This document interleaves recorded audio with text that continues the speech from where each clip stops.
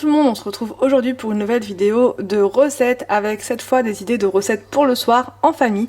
Donc la première recette c'est des œufs cocottes. Je vous ai déjà montré la recette mais cette fois ça va être avec des brocolis, avec de la mozzarella et des œufs. Donc en premier on va venir faire cuire les brocolis. On va mettre une noisette de beurre dans le ramequin et on va venir répartir donc en premier les brocolis, la mozzarella, puis un œuf par cocotte.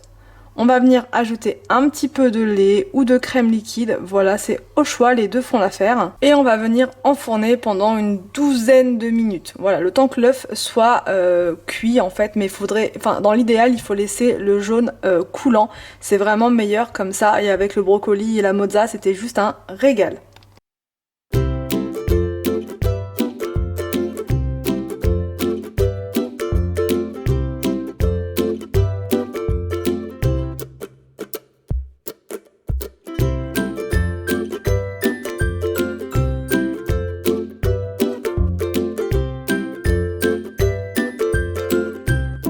Pour la deuxième recette, je vous ai refait les lentilles corail, mais cette fois en velouté avec des pommes de terre et des carottes, un oignon et de l'ail.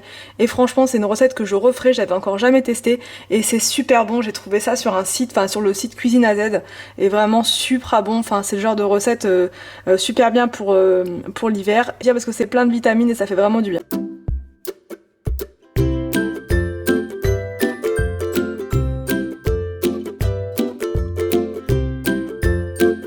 En premier, dans votre marmite, vous allez venir mettre de l'huile d'olive, l'ail et l'oignon coupés en petits morceaux.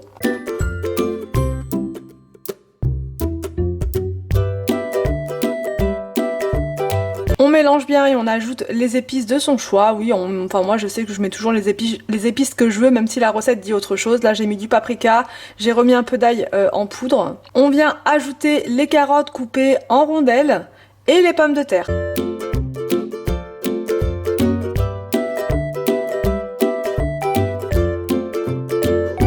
On ajoute les lentilles. Alors pour les lentilles, je n'ai pas précisé dans mon autre vidéo, mais je ne l'avais pas rincé, puisque souvent sur le paquet on vous met s'il faut rincer ou pas. Mais là dans le doute, j'ai écouté vos conseils et j'ai rincé quand même. Mais souvent sur les paquets de légumes secs, on nous met inutile de rincer ou rincer avant la première utilisation. Et donc quand c'est pas noté de rincer, je le fais pas en toute franchise, hein, mais voilà, maintenant je vais le faire, je vais écouter vos conseils parce que c'est peut-être mieux de le faire pour enlever des petites particules de poussière ou ce genre de choses, mais souvent j'écoute les consignes notées sur l'emballage. On vient ajouter donc du concentré de tomate, donc là à peu près la moitié de du pot. Et on va venir recouvrir avec de l'eau. Après environ 35-40 minutes de cuisson, une fois que les carottes sont tendres et que les pommes de terre sont bien ramollies, on va dire ça comme ça, qu'elles sont bien cuites, on va pouvoir sortir l'appareil, le mixeur, et on va pouvoir donc mixer tout ça pour faire un velouté. Donc si vous voyez que la consistance n'est pas assez liquide, vous pouvez rajouter de l'eau et pour avoir la consistance que vous voulez. Moi j'aime bien quand c'est très liquide, donc j'ai rajouté pas mal d'eau encore après. Alors ça franchement c'est une soupe que je vous recommande puisqu'elle est très consistante pour le soir. Vous pouvez rajouter un petit morceau de fromage, un petit morceau de pain éventuellement si vous avez encore faim. Mais moi j'avais plus faim du tout, c'est des lentilles donc c'est quand même très très consistant.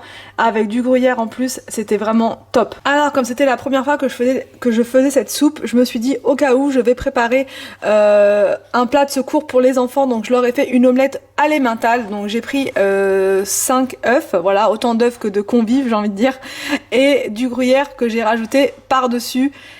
Ensuite à la louche on va venir faire comme ça des petites galettes d'œufs, des omelettes.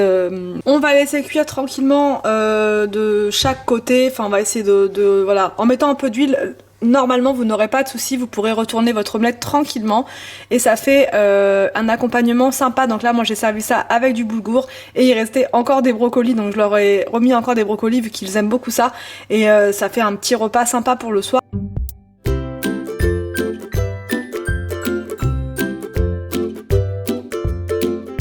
Enfin pour le dernier repas, donc j'ai préparé une quiche au brocoli et aux champignons. Comme je vous dis, les enfants adorent vraiment ce légume là, donc j'en profite de leur en donner au maximum, sachant que c'est très très bon pour la santé.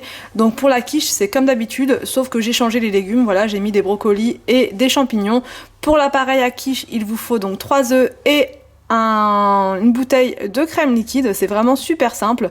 Vous mettez vraiment les légumes que vous voulez et ensuite le procédé est le même.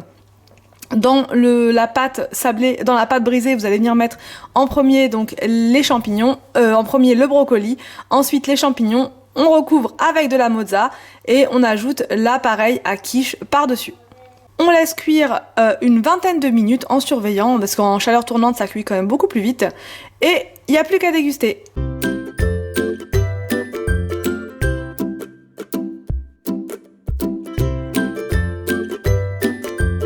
Cette vidéo de dîner pour le soir vous a plu, j'espère qu'elle va vous inspirer pour vos repas. Je vous laisse et je vous dis à demain pour une prochaine vidéo sur ma chaîne.